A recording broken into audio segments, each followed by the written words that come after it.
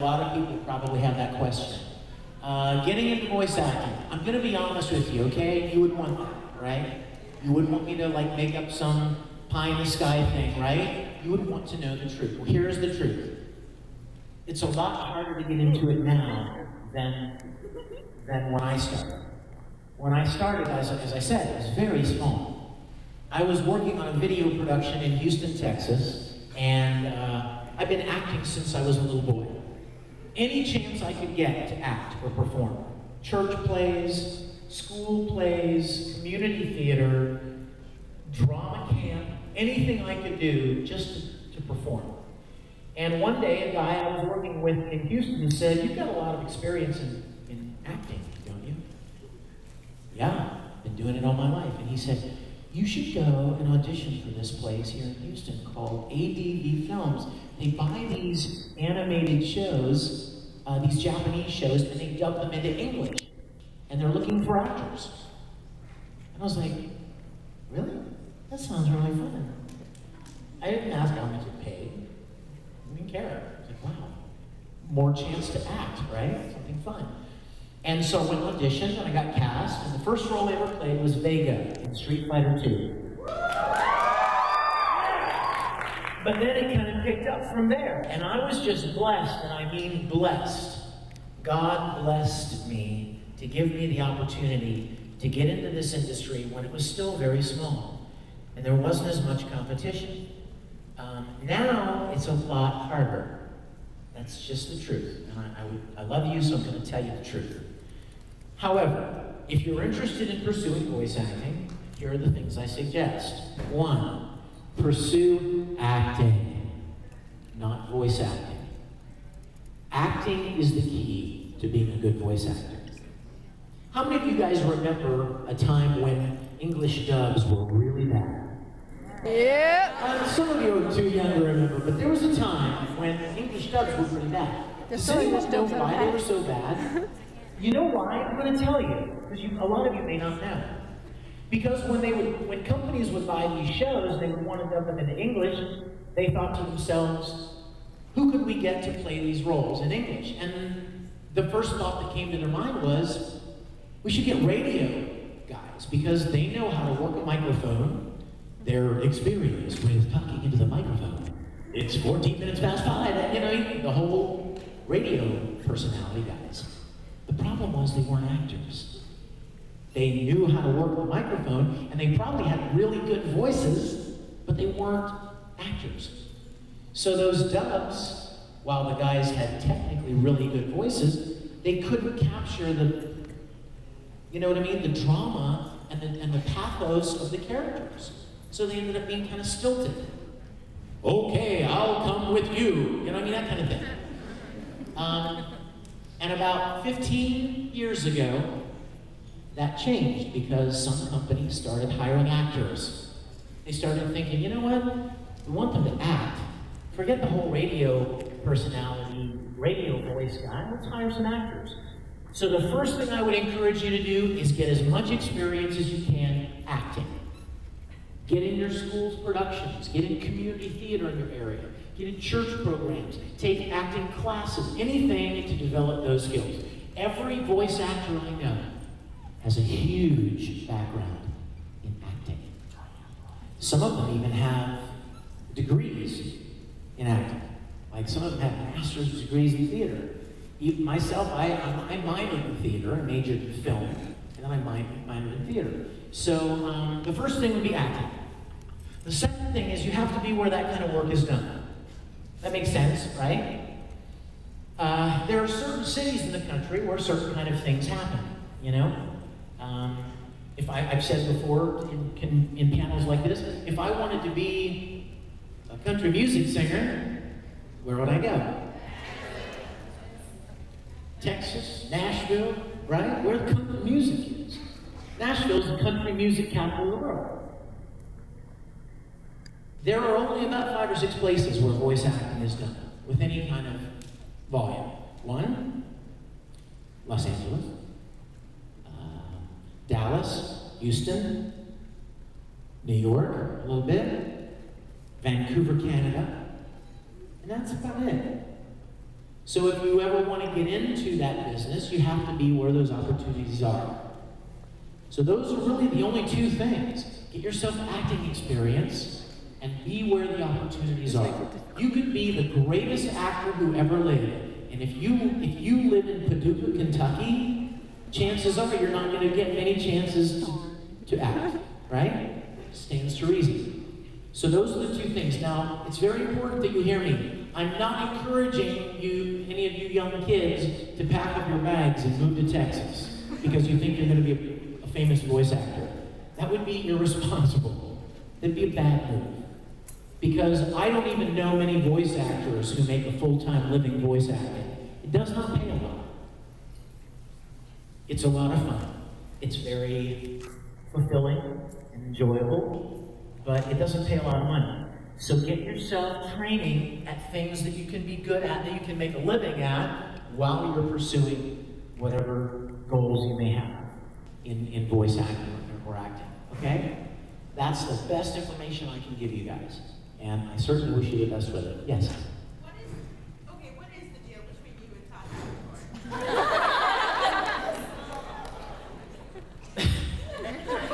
Todd? Todd Habercorn is the little annoying little brother that I never had.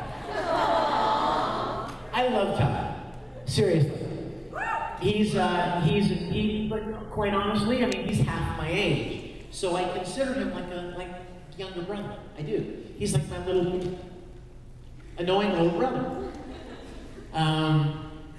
But we tease each other a lot. You know, we mess around with each other a lot, just like brothers do. But at the end of the day, I love the guy. And we're good friends, we're close. In fact, if you wonder whether or not I'm telling you the truth, all I need to let you know is, guess who plays Mr. Spock in my Star Trek series? Now, if I didn't like the guy, I wouldn't let him play Mr. Spock, I can promise you that. So we have a wonderful time. We've done funny little challenging videos back and forth and that kind of thing. But at the end of the day, it's all in good fun. And we're good friends. So, Maka, there's your dad loves you. The question is, so Star Trek was your favorite show when you were a kid. What's it like acting in it? It's beyond words. I mean, I can't even tell you. When we built these sets, and then to put on a uniform and walk through those sets as Captain Kirk, when you were a little boy and you made cardboard sets in your apartment, or you built things in the backyard out in the woods, or I asked my mom to teach me how to use the sewing machine so I could make my own costumes. It's really crazy to realize what I'm able to do now. And it took a lot of effort by a lot of people, and it took a lot of money, as you can imagine, to build something like that is not free, and renting buildings like that are not free, but I've worked really hard my whole life, and I got the opportunity to do something like this, and it's like a dream come true. You know what everybody asks me? This falls right into what we were talking about earlier, with the whole money being the motivation thing. Every time I tell somebody what I'm doing, in Los Angeles especially, do you know what the first thing they say is? How are you making money with it? How do you plan to make money with it? You're making money, aren't you? How much money is it?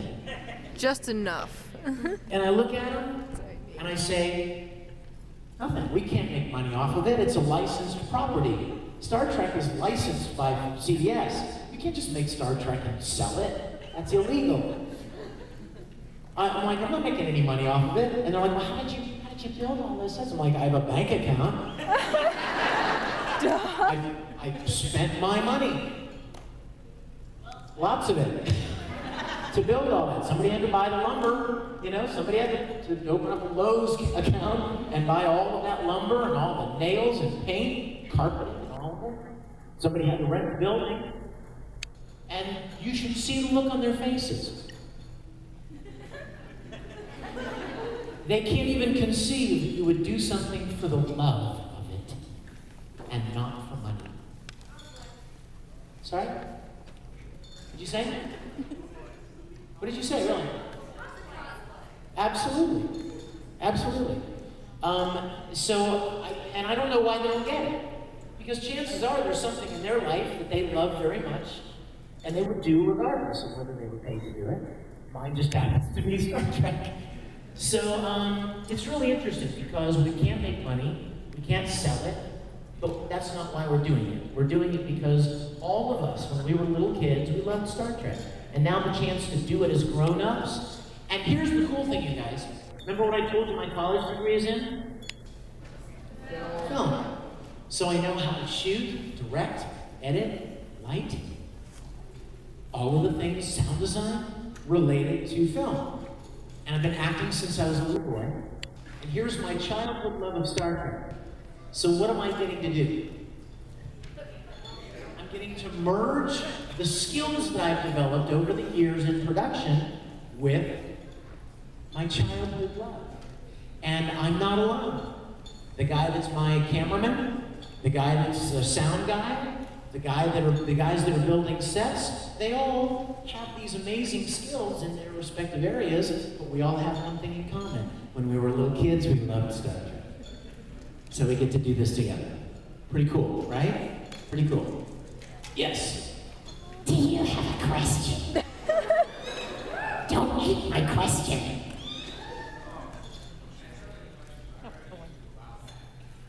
That Ed is pretty much a hypocrite, because I know I watch on videos a lot, where Ed said he learned his lesson after Nina died. But technically, those first 2 episodes take place after that. So I just wanted to know what you thought about that. That's awesome. What a great observation. Smart as well as hungry. You're awesome, Gluttony. You know what? Ed is most certainly a hypocrite. And you know what? So are all of us. I mean, if you breathe breath, if you're a human being, at some point in your life, we'll all be hypocrites. It's not as horrible a word as you may think. It just means that you don't always make choices to do things the way that you say you believe. We all do that. I do it all the time. I'll be the first to admit it. You know, and it's funny because we hate that about ourselves, but it's human. It's being human. You know, we're all hypocritical in some way if you catch us at just the right time. We say something, and then we turn around and do something completely the opposite of what we said we believed or what we thought about something. But that's just being human. So I don't condemn Ed for being a hypocrite, because I know I won't, and I cannot resist that hand with those claws. It's like I'm getting a question from a tree. It's a tree in winter. Can I just say, lust is my favorite homunculi. You know why? 3 reasons. 1, she's hot. 2, she's hot. And 3, because she turns and she shows a side of her that has some goodness in it and tries to help at the end. I love that. Yes, Maria, what's your question? You look fantastic.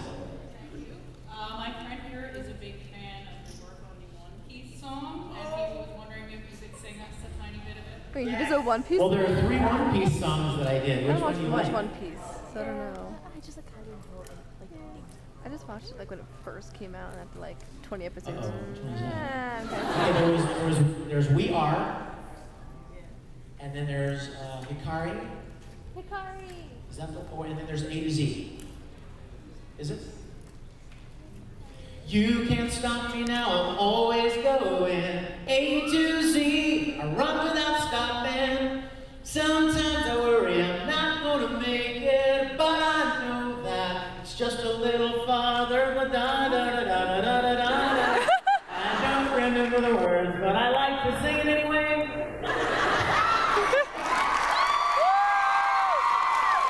And then of course there's come aboard and bring along all your hopes and dreams.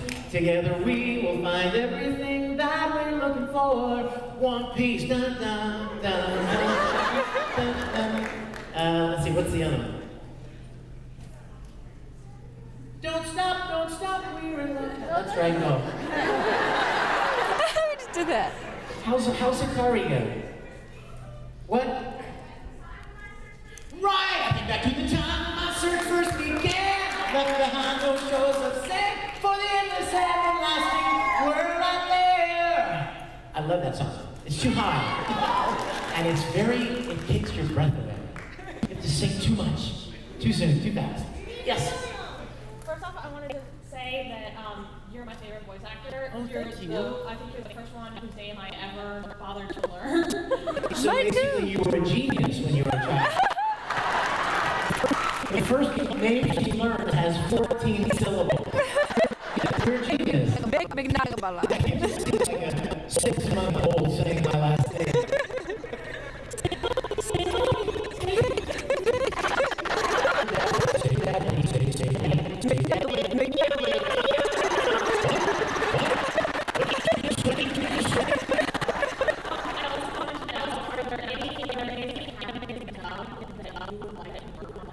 Yes.